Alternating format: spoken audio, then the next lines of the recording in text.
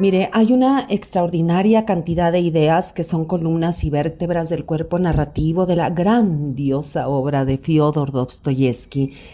Vamos a ver, por ejemplo, la idea de que todo está permitido si no existe Dios, la inmortalidad del alma, la confesión sin arrepentimiento, la verdad desvergonzada o la mentira piadosa, la estructura social devastada y además responsable de la delincuencia y la criminalidad, la voluntad y la libertad, el concepto de libre albedrío, bueno, que sin duda tiene una perspectiva ortodoxa cristiana, y también vemos su preocupación por los niños y las amenazas y peligros que acechan a la institución familiar rusa.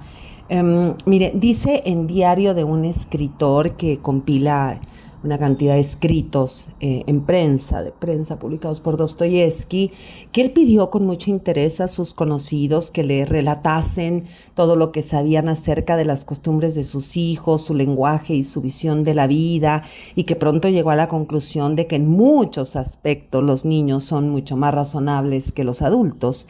Y esto nos lleva a recordar la muerte de su hijo Alexei en 1878, que lo dejó destrozado.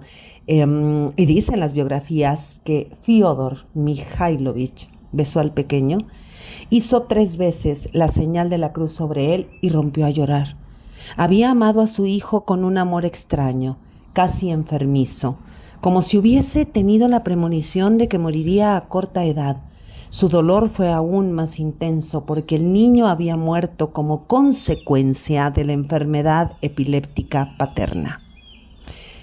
Bueno, otro tema importantísimo es el de los procesos judiciales, y sobre esto Dostoyevsky construye, mire, una crítica tremenda contra el rol, contra el desempeño del fiscal y del abogado defensor. En sus obras vemos cómo están obligados estos a mentir, y aunque no estén obligados, y la mentira nunca puede ser la base para construir la verdad, y eso lo sabemos. Bueno, otro hilo conductor muy relevante que va anudando, ¿no?, que va uniendo la obra narrativa de Dostoyevsky es la figura del lector implícito, porque da la impresión que hay un diálogo invisible al que se dirige y refuta una crítica, un ataque, como si alguien se defendiera y como si alguien intentara también reivindicarse mediante ese diálogo interno, ese diálogo interior. Parecería que este enorme escritor necesitara apuntalar y reforzar a cada momento sus fobias, sus filias, sus creencias, su ideología, como para convencerse de sus certidumbres, porque en el fondo nadie está seguro de nada. Todos estamos seguros de la inevitabilidad de la muerte y del absurdo de la vida. Y esto nos aterra y nos espanta. Y esto lo vemos en los personajes desesperados, en las enfermedades patológicas, en el sentido y la verdad, pues, que no siempre conseguimos. Y con todo esto quiero decir que además de ese lector implícito hay también un autor implícito que es contradictoriamente explícito en las obras, y vemos a Dostoyevsky intervenir cuando sus narradores o voces narrativas o personajes expresan un nacionalismo exaltado o un desprecio por el progreso o la ciencia o la idea mesiánica del destino de Rusia. También hay un rechazo a todo lo extranjero, a los judíos, a los alemanes, una fe ciega en la verdad del pueblo, y vemos en sus obras que se van como desplegando preguntas profundísimas, como por ejemplo, ¿y si Cristo solamente fue un hombre? ¿Y si Dios no existe?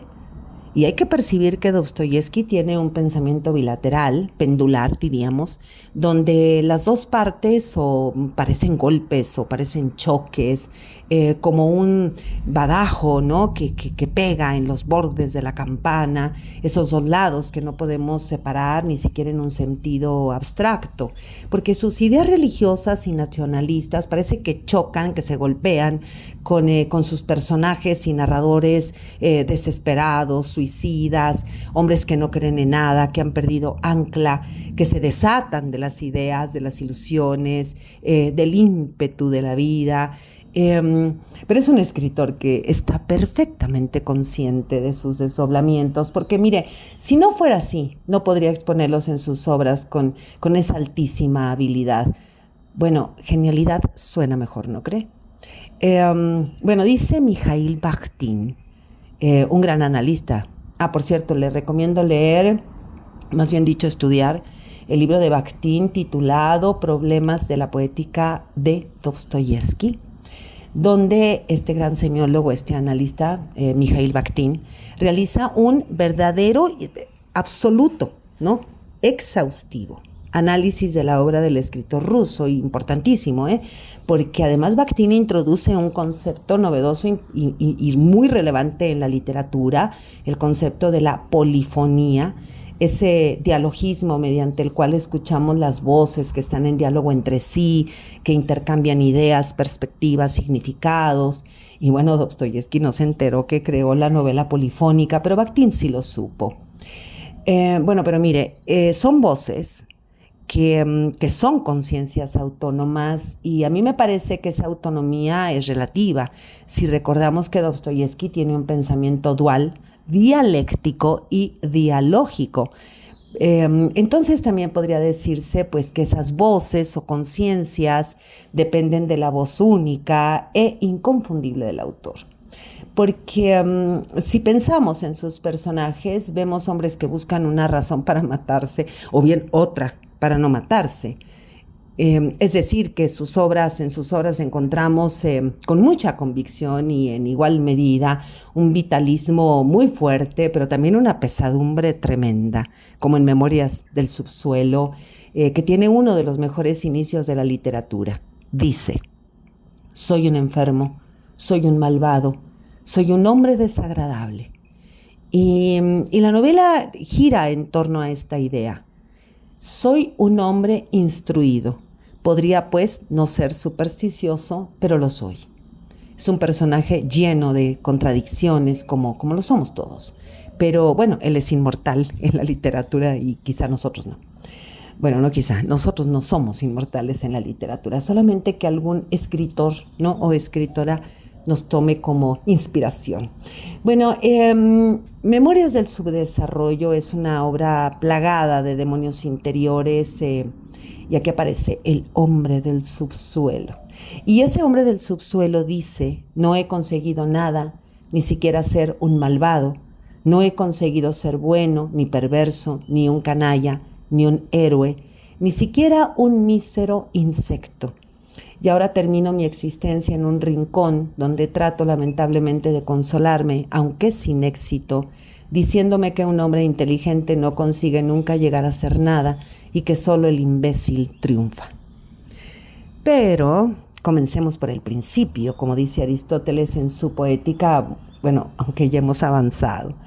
Memorias del subsuelo, también es conocida como Apuntes del subsuelo, fue publicada en 1864, o sea, 2 años antes, 2 años anteriores a la publicación de Crimen y Castigo. Y es súper importante saber que hay una relación entre Memorias del subsuelo y la muerte de su esposa, María Mitrievna Isayeva, que falleció el mismo año de publicación, es decir, en 1864, y a los pocos meses muere su hermano Mijail, y un año antes su amante Apolinaria Suslova le confesó, imagínate qué absurdo, le confesó a Dostoyevsky una de sus tantas infidelidades, porque bueno, hubo varias, y también están ahí las grandes deudas de juego y también pues la cantidad de parientes que tiene que además mantener. Y a inicios de 1865, Dostoyevsky da principio a la escritura de Crimen y Castigo. O sea que son 2 obras hermanas, duales y opuestas, y sin serlo, Memorias del subdesarrollo, mire, es un monólogo en el sentido más puro del término, y ahí Dostoyevsky crea a ese personaje que decíamos, al hombre del subsuelo, que tendrá además una influencia, ¿no?, tremenda en la novela del siglo XX, ese hombre del subsuelo. Un personaje pues muy moderno en la época, siglo XIX, típico de la gran ciudad, en este caso San Petersburgo, anónimo en medio de la masa, solitario, ensimismado, neurótico, escindido, encerrado en sí mismo, un hombre enfermo, hipocondríaco, tedioso, lúcido hasta la médula, angustiado, atrofiado por su propia inteligencia, impedido para la acción, lleno de resentimiento, que se odia a sí mismo y a los demás, pero sobre todo es dueño de una implacable y tormentosa autoconciencia. Y como ya se dijo, esta obra tiene un inicio poderoso. Y lo voy a leer de nuevo y voy a estar reiterando sobre esto, porque recordemos que en los clásicos siempre en los inicios aparecen las claves de lo que es toda la obra. Entonces dice de nuevo: soy un hombre enfermo, soy malo, no tengo nada de simpático, creo estar enfermo del hígado. Bueno, toma en cuenta la traducción porque las palabras varían.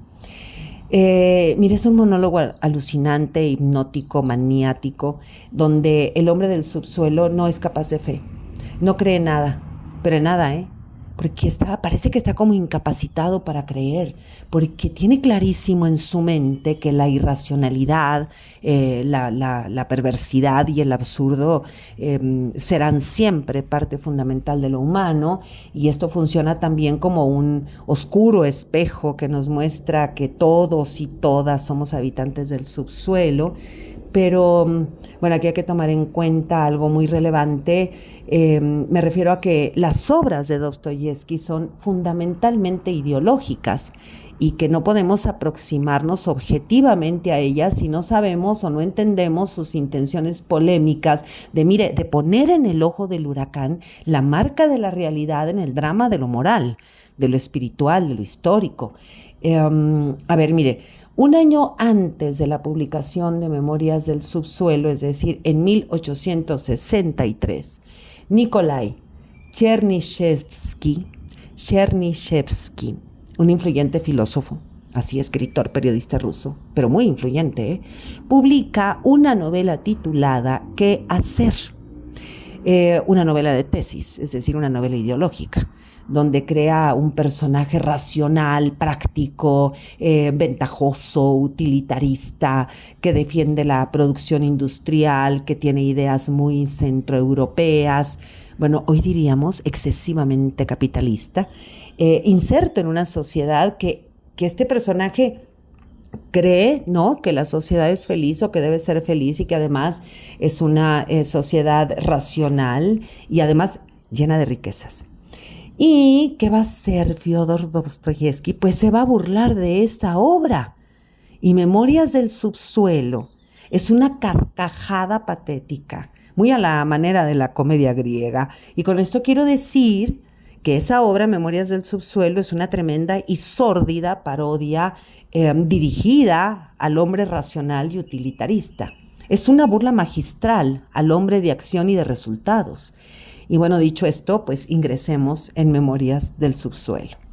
Decíamos, es una novela corta, organizada en dos partes. La primera parte lleva por título El Subsuelo, y esta primera parte está dividida en 11 capítulos muy, muy breves, y pues se trata de un monólogo interior del protagonista, que es un miserable funcionario frustrado, antihéroe contradictorio, enfermizo, irritable, que le habla a una especie como de público inexistente. Mire usted que es una teatralidad. Dostoyevsky crea una especie de escenario donde un individuo se presenta a sí mismo, donde este individuo expone sus puntos de vista, ¿no? Y va explicando las causas que han originado su manera de ver el mundo y su manera de estar en el mundo. Y vuelvo otra vez al inicio, porque tengo que reiterar que esto es importantísimo. Mire cómo se mira a sí mismo este individuo, este hombre del subsuelo. Soy un hombre enfermo, un hombre malo. No soy agradable. Creo que padezco del hígado. De todos modos, nada entiendo de mi enfermedad y no sé con certeza lo que me duele. No me cuido y jamás me he cuidado, aunque siento respeto por la medicina y los médicos. Además, soy extremadamente supersticioso, cuando menos lo bastante para respetar la medicina. Esto se tiene que leer con un tono muy irónico porque estamos ante una parodia. Y sigo, ¿no?, en la lectura. Tengo suficiente cultura para no ser supersticioso, pero lo soy. Sí, no quiero curarme por rabia. Esto seguramente ustedes no lo pueden entender, pero yo sí lo entiendo. Bueno, qué magistral, qué bárbaro Dostoyevsky, porque desde este inicio está clarísimo que vemos al hombre del subsuelo, ¿no?, que usa todo lo que les sirve como excusa para atacar al racionalismo y a la idea de libre albedrío. Este hombre actúa en contra de sus principios morales, pues con el objetivo de liberarse de ellos. Bueno, la segunda parte se titula A propósito del aguanieve. Y bueno, a mí me parece que en calidad literaria es un poquitito menor o menos interesante, o es que después ya de escuchar ese tremendo monólogo, ¿no?, entra uno a esta segunda parte, ¿no?, que va a constar de 10 capítulos, es una especie de relato, ¿no?, de una larga memoria, la larga memoria juvenil del narrador, que mire, aquí quiero llamarlo narrador monologador, ¿no?, porque venimos de ese monólogo. Y en esta segunda parte, pues cuenta que es abandonado por sus amigos, que sus padres lo humillaban, y la forma en la que conoce a Lisa, una pobre prostituta, y bueno, es el hombre del subsuelo. Es uno de los más grandes antihéroes de la historia de la literatura, es el hombre del absurdo que va a dominar las grandes novelas y el teatro, de algún modo, del siglo XX, todo el siglo XX, ¿no? Y además en Memorias del subsuelo, pues miramos la creación o el antecedente psicológico y filosófico de Crimen y Castigo, porque este protagonista monologador y Lisa, la prostituta de Memorias del subsuelo, pero mire, clarito corresponden a Sonia ya Raskolnikov de Crimen y Castigo. Son personajes irracionales, personajes incontrolables que exponen que las necesidades humanas no pueden ser satisfechas ni con los principios morales, ni con los principios jurídicos, ni con los principios religiosos, ni ideológicos, mucho menos con la ciencia, o con los avances tecnológicos. Y bueno, sin duda, por eso el filósofo Friedrich Nietzsche admiraba profundamente a Dostoyevsky, dijo que él era el único psicologista, que esta palabra me encanta, esta palabra psicologista, del que yo, dice Nietzsche, he tenido que aprender algo.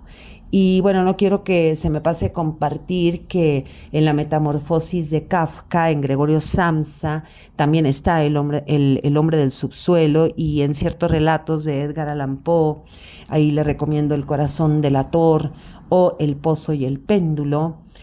Y bueno, mire, yo veo, al igual que muchos críticos, que Memorias del subsuelo, esta breve novela decimonónica, me refiero a que está escrita y publicada en el siglo XIX, es la obra antecedente, y está clarísimo, de la técnica del monólogo interior que gozamos tremendamente en la obra de En busca del tiempo perdido de Marcel Proust, en el Ulises de James Joyce, en las obras de Virginia Woolf, en Las olas. Sobre todo, bueno, es que a mí esa obra me encanta, Las olas de Virginia Woolf. Y por otro lado, pues es innegable que la escritura de Dostoyevsky es una postura crítica ante el pensamiento progresista, ante un humanismo deshumanizado, ante el fariseísmo, esa moral hipócrita, ante el asalto de la razón. Y bueno, también vemos la crisis del espíritu humano, ¿no?, arrastrado por posturas que, mire, muchas veces no hemos elegido, y nadie como Dostoyevsky supo esclarecer el fondo opaco del vivir y del obrar, como diría Paul Ricoeur, la ambigüedad, la ambivalencia, el movimiento pendular de la psique. También hay que apuntar que el hombre del subsuelo es superior, es como Raskolnikov. que se opone y se resiste a dejarse guiar por los demás, por los pensamientos de los otros, por las normas establecidas, y este sería posteriormente el llamado superhombre de Nietzsche, que para este filósofo alemán es el hombre vitalista que vive guiado por sus propios principios. Es el hombre supraconsciente de su complejidad, de sus tensiones, de sus contradicciones. Es un ser, mire, no estático, porque tanto el monologante narrador de Memorias del Subsuelo, que ya dijimos que es el antecedente, la matriz, útero, el esperma y el ovario de Raskolnikov, de Crimen y Castigo. Y es donde apreciamos en ambos protagonistas un estudio. Dostoyevsky estudia lo que se llamaría el alma humana, pero no quiero yo caer en esas abstracciones de alma humana porque entraríamos en otros terrenos. Entonces vamos a llamarle mejor, ¿no? Que es un estudio como una especie de antropología psicológica del movimiento, ¿no? Porque Raskolnikov es un criminal, pero también un benefactor. Y ese sedimento de Memorias del Subsuelo también lo vemos, además de en Crimen y Castigo, lo vemos en El Idiota, y lo vemos en Los Demonios, y lo vemos en Los Hermanos Karamazov, esa visión trágica de la vida apuntalada por el exceso de conciencia, obras donde escuchamos verdades terribles sobre la inexistencia del paraíso social, obras donde está clarísimo que no podemos vivir ni estar juntos ni en armonía, que las ideas progresistas y utópicas son viles mentiras, y todo esto y más está en el hombre del subsuelo, el hombre que no actúa sino que piensa para criticar y para poner en crisis todas, absolutamente las certezas. Este hombre del subsuelo, mire, que destroza la falsa idea de felicidad simbolizada por el Palacio de Cristal, que además también se menciona en Crimen y Castigo, y que es metáfora, ¿no? de un Estado que promete la felicidad, un gobierno que promete, una economía que promete, una racionalidad que es nada, pero nada. Es solamente un cristal. Es un cristal que se hace añicos a la primera de cambio. Y vemos en Memorias del Subsuelo, y por lo tanto también en Crimen y Castigo, que la conciencia de la angustia es fundamental para comprender la psique, la condición humana, sin promesas sociales. Tremendo, mire, dice el hombre del subsuelo: en la vida pasada de un hombre hay cosas que no revela todo el mundo, pero sí quizá solo a sus amigos. Hay por añadidura otras cosas que no revela ni siquiera a sus amigos, sino quizá únicamente a sí mismo, y esto bajo promesa de secreto. Por último, hay cosas que hasta teme revelarse a sí mismo, y todo hombre honrado cobija en su mente bastantes cosas de este género. O sea que además somos incapaces de autoconocernos. Qué maravilloso es Dostoyevsky. Para él, pues el problema es que el racionalismo pretende enmascarar, falsear, borrar, anular la ambigüedad de la psique o de la fuerza vital, como dirían los griegos. Por eso el hombre del subsuelo es contrario al hombre de la caverna de Platón. Y aclarando un poco más, diríamos, a ver, el subsuelo es la conciencia sin autoengaño, no es el inconsciente, Yo he encontrado estudios que dicen que es el inconsciente. No es el inconsciente, es la conciencia suprema. Es la capa casi más profunda de la condición humana. Es la conciencia de la irracionalidad, ¿no? Estando, o sea, qué cosa, qué paradoja, ¿no? Es esta situación, porque ni la razón genera bienestar, eso lo vemos en esa conciencia en la obra, ni la razón genera bienestar, ni la ciencia propicia la eliminación de los males. Y acerca de la justicia, el hombre del subsuelo es terriblemente consciente cuando dice que la justicia que practicamos es hipócrita. Mire, escuche lo que dice en la obra. Antes el hombre veía la justicia en el derramamiento de sangre y con la conciencia tranquila exterminaba a quien necesitaba exterminar.